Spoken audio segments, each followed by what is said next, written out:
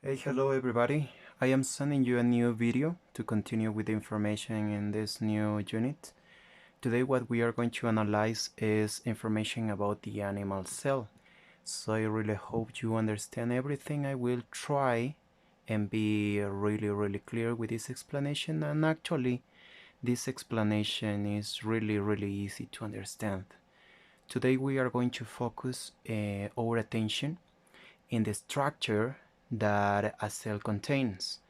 Especially we are going to focus in some important parts inside the cell, okay? For example, we have the cell membrane, the cytoplasm, the nucleus that in a previous session we were talking about. But today we are going to talk about some other organelles. Remember, organelle represents a microscopic organ in the cell, okay? We're going to include today some other important organs like the ribosomes, lysosomes, the really important mitochondria and Golgi apparatus, things like that, okay? So I really hope you understand and enjoy this class, so let's start. During the video, I am going to program the subtitles for you to understand a little bit more, but just pay attention with this explanation, okay? Yeah, let's start. Animal cell. Understand the basic structure of the cell and its components. A cell is considered as the structural and functional unit of living organisms. Let's remember everybody, okay? As you can see in here, this is part actually of information I told you in class, the basic unit of life, okay? Or as the structural or functional unit of all of the organisms, since, well, we can mention from the smallest organism like bacteria to the biggest one like an elephant, in a kind of giant tree, a kind of plant, etc. Okay? Yeah, just don't forget that.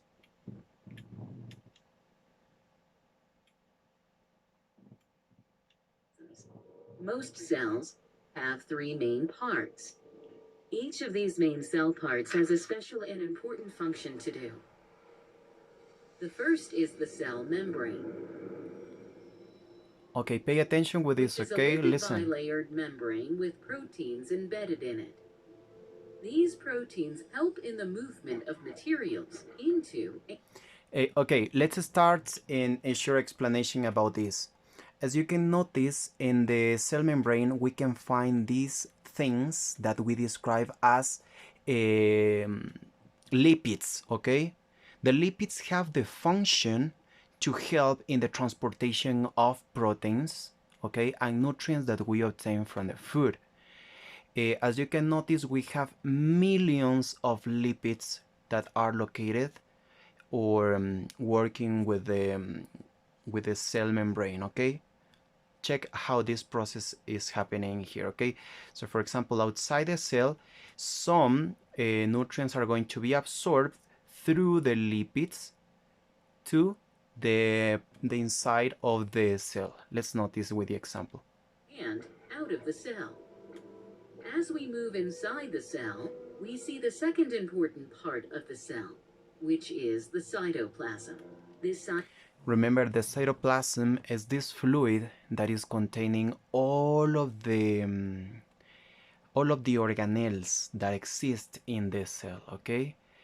Also, this contains some kind of water, salts, nutrients, everything that the cell needs to live, okay? Cytoplasm is a gel-like liquid and is essentially salts and water. Various cell organelles and organic molecules remain suspended in it. In the center of the cell, we see the third most important part, which is the nucleus. Remember, the most important organelle, this is the nucleus, okay? Remember, everybody, I told you in class why the nucleus is really important. So I am giving you right now 20 seconds to remember, okay? So just think about the correct answer. Remember why the nucleus is important. I am giving you 20 minutes. 20 seconds, I'm sorry.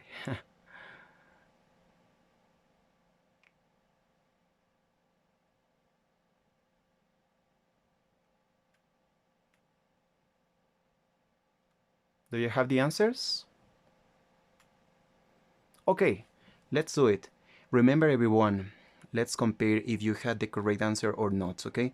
Remember that the nucleus is the most important organelle because inside, in the middle of the nucleus, we can find the DNA. Remember, the DNA is really important because it contains all of the information about our ancestors and also all of the characteristics you have. For example, if you have green eyes, brown eyes, long hair, short hair, curly hair, white or black skin, etc. All of the characteristics that you have are located here inside the nucleus, okay? Let's notice the explanation. Nucleus is separated from the cytoplasm by the nuclear membrane, which surrounds and protects it. The pores, which we can see on the nuclear membrane, are the nuclear pores. Yeah, let's notice that the nuclear pores actually are holes or cavities that are located here in the nucleus to help them to absorb some proteins that the nucleus need obligatorily, okay? Which selectively allow exchange of molecules between the cytoplasm and the nucleus. If we sneak a quick look inside the nucleus, we can see a large quantity of intertwined material, which looks like a massive thread.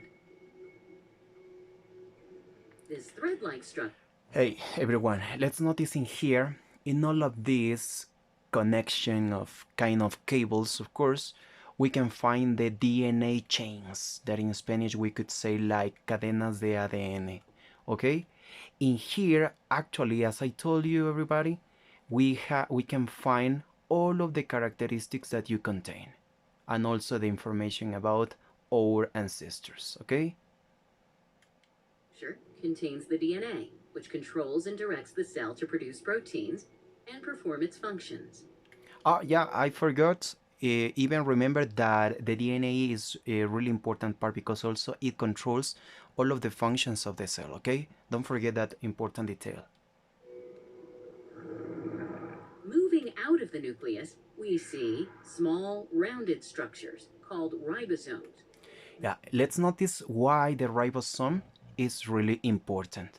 The ribosome actually is a factory that is like a fábrica in Spanish, okay? It's an important factory because it creates proteins for the cell. Remember that inside the cell, this organelle creates proteins. The nutrients that we obtain, of course, actually come from the food, okay? Don't forget again, proteins from the ribosomes and nutrients we obtain from food, okay? These are the miniature protein factories. The message for production of specific proteins comes via the mRNA. The ribosomes assemble around the mRNA. And notice how this is going to process the protein, okay? Membranes known as endoplasmic reticulum, ER, and start producing proteins. This is the endoplasmic reticulum, okay, that is going to absorb the protein. Check it. These proteins are needed for growth and many other cell processes.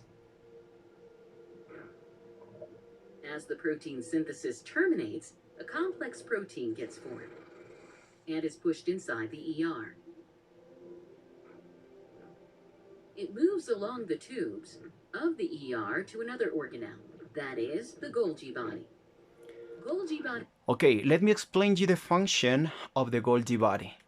Actually, this is another kind of factory, but in this case, some important nutrients are going to be stored in this organelle. And this organelle is responsible to distribute all of the nutrients and proteins that the cell needs. Just imagine that this is a factory that is going to send different food to your house and the house of your neighbors, etc. Okay, this detects the necessity or the need, the need of the other organelles to start sending the nutrients to other parts of the cell. Okay, so the Golgi apparatus is like a factory that stores nutrients, almacena nutrientes. Okay. These are flat. They are folded sacks and act like a post office for the cell. Proteins and other materials are packaged and stored in the Golgi body. And when a molecule is needed elsewhere, the Golgi body distributes the material to other parts of the cell. Notice this distributes to other organelles. I forgot something important. Sometimes also the cells have the ability to detect that other cells don't have proteins or nutrients, and as you can notice right now with this section, they can send some proteins or nutrients to other cells through the lipids in the cell membrane. Notice in here. When required, they also transport proteins outside the cell. Notice this. This protein is sent to another cell, okay? Es enviada a otra célula. Some nutrient molecules can also enter. Notice this is a nutrient molecule that comes from food, okay? This comes from food. The other protein is processed in the ribosome, okay? The cell. These nutrient molecules are absorbed by small organelles called lysosomes present in the cytoplasm. Now imagine the following thing. Just consider that the lysosome is going to be like the digestive system of the cell, because this is going to absorb the nutrient and this is going to transform in this important molecule for the cell, okay? Notice the example. These lysosomes contain enzymes that digest these nutrient molecules. But where does the cell get the energy to do all this work? The organelle responsible for this is the mitochondrion. Yeah, let's notice the last one. Actually, this is my favorite organelle because this organelle is responsible of the production of energy. This organelle absorbs the nutrients and transforms those nutrients into energy. So imagine that in every cell, in each cell, we have a mitochondria, and we have millions of cells, so we have millions of mitochondria, and these are responsible of the transformation of energy. This organelle gives you the energy that you have in the day to work, to run, to play, to study, etc. Okay? Noticing here right now, it absorbs the nutrient and transforms it in energy. The powerhouse of the cell. It's like a battery, okay? Releases energy that the cell can use to carry out various life processes.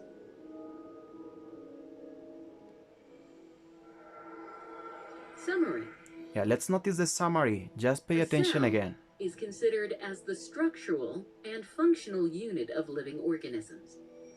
Each cell has an outer envelope called... Yeah, remember, all of these lipids are part of the cell membrane, so they are constructing the cell membrane, the cellular membrane or cellular plasma, okay? The cell membrane. Inside the cell are organelles, which are suspended in the cytoplasm. The most prominent one is the nucleus.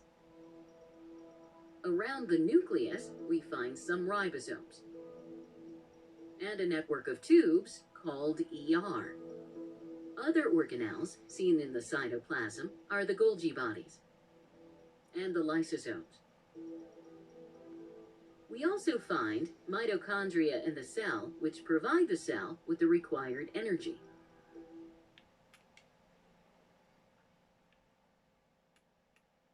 Okay. Just this is the explanation that we are going to have in this session. And actually, I am sending you in a document the homework that you will have to practice with this, okay? What I really need all of you is to check this video once, twice, 3 or 4 times as possible to understand the information, okay?